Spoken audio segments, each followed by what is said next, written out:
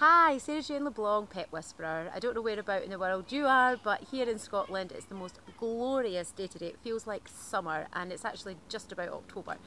Um, but I thought today would be a good day to post a little video about the forthcoming workshops, because I've had lots and lots of inquiries from people about the workshops and what they entail. And whilst there's lots of information on the website, I thought it would just be nice to connect with you via video and just quickly let you know what the workshops entail. So the workshops that are up on the website just now are basic introductory workshops, and they are run over 2 days. And the purpose of these workshops is to introduce you to the concept of animal communication and to allow you lots and lots of opportunities to practice. And not only are you practicing, but you're under my expert guidance and tuition. So I'll be with you every step of the way, supporting you in understanding what information you're getting, why it's coming through to you in that way, and how you can best interpret that and be able to feed that back to an animal's guardian. So day one is really focused on learning how to quieten down that busy mind to make it into a nice still mind. So I don't know about you, but even though this is the work that I do every day, my brain can still get busy and it is very active. I'm an active person, so the brain's active as well. So the first day is really focused on teaching you the skills that you need to be able to quieten the mind down when it is a bit busy and a bit overactive. We'll also be looking at exploring 4 of the 7 main methods of communication. So our animals communicate to us in 7 different ways, and on day 1 we'll be looking at the 4 most common ways, and you'll probably recognise that you're actually communicating with your animals already. That's the joyful part about that part of the workshop, because you usually identify as I'm talking you through the different theories and concepts of communication work that you're already doing it with your animals. So the other part of day 1 is about starting to get an idea of what blocks might be around for you. So that's one of the things that I'm really big on as a teacher, as a facilitator of a workshop, is being able to identify where people might be blocked in their communication work. Because once we know what the blocks are, then we can overcome them.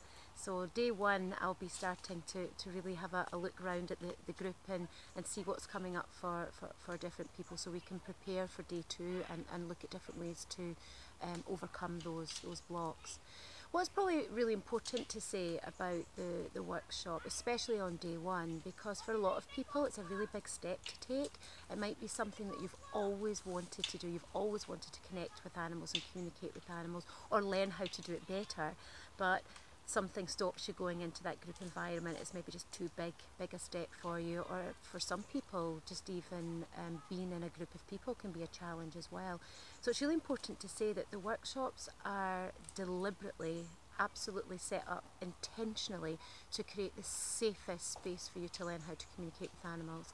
And whilst I'm an animal communicator, I'm also an energy practitioner as well. So the rooms are really set up energetically to support you in feeling safe and feeling comfortable, and knowing that the space that you're in is a well held space while you're learning and uncovering stuff about yourself as well. So it's really important to know that when you come into the workshop, you're not only amongst like-minded people, but you're in a really safe held space too. So day 1 we also practice with lots of live animals, and